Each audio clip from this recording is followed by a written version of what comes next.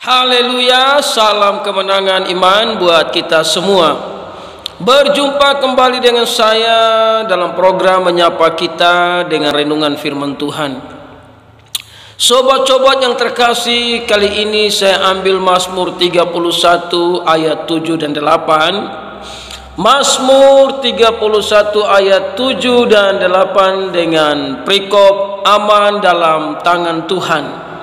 Nah, saudara-saudaraku yang terkasih, di ayat yang ke-7, engkau benci kepada orang-orang yang memuja berhala yang sia-sia, tetapi aku percaya kepada Tuhan. Ayat yang ke-7, Tuhan benci kepada orang-orang yang memuja berhala, memuja atau menghormati para dewa. Dewa artinya roh-roh halus yang dipercaya sebagai penguasa. Saudara yang terkasih di dalam Tuhan Yesus, berhala di zaman dulu adalah orang menyembah batu dibilang Allah, orang menyembah pohon, bulan dan bintang, dan berbagai macam benda-benda itu dianggap sebagai Tuhan. Dan dengarkan saudara, Tuhan sangat benci kepada orang-orang yang memuja berhala yang sia-sia. Berhala di zaman modern adalah apa yang kita idolakan lebih daripada Tuhan, itu adalah berhala. Namun perhatikan di ayat 7 ini, engkau benci kepada orang-orang yang memuja berhala yang sia-sia, tetapi aku percaya kepada Tuhan. Kata pemazmur, aku percaya kepada Tuhan. Tuhan yang benar adalah Tuhan yang memperkenalkan dirinya. Aku adalah aku, dan disebut Yahweh.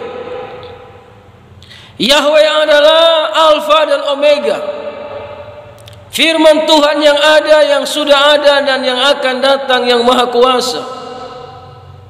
Dan Yahweh adalah Yesus Kristus sebagai Tuhan dan Juru Selamat.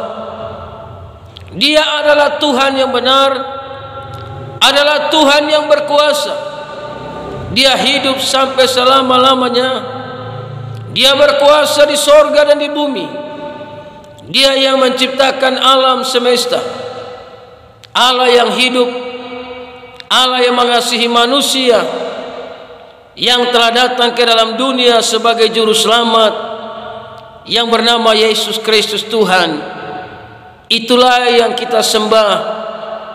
Dialah Tuhan yang mengasihi saudara dan saya. Orang yang menyembah Tuhan yang benar, orang yang menyembah Tuhan yang hidup, itu penuh dengan sorak-sorai. Di ayat 8, aku akan bersorak-sorak dan bersuka cita karena kasih setiamu. Jadi orang-orang yang menyembah Tuhan yang benar dipenuhi dengan sorak-sorai, dipenuhi dengan sukacita karena kasih setia Tuhan yang luar biasa, yang Tuhan kerjakan dalam hidup orang-orang yang sungguh mengasihi Dia.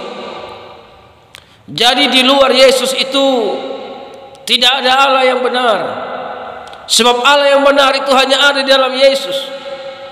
Dan Allah yang benar itu adalah Yahweh. Dialah yang ajaib, berkuasa mengatasi alam semesta. Makanya orang-orang yang tidak menyembah Allah yang benar di dalam Yesus, itu sama dengan mereka memuja berhala. Karena Allah yang empunya langit dan bumi, yang empunya sorga, Dia adalah Yahweh yang bernama Juru Selamat. Juru Selamat Dia bernama Yesus Kristus Tuhan yang mengatasi alam semesta. Sebab itu pesan saya kepada semua umat manusia di seluruh dunia, mari percaya kepada Tuhan yang benar, namanya Yesus Kristus Tuhan. Di luar itu sama dengan saudara memuja berhala, karena tidak ada Allah yang hidup selain Dia bernama Yesus Kristus. Salam kemenangan buat kita semua. Haleluya.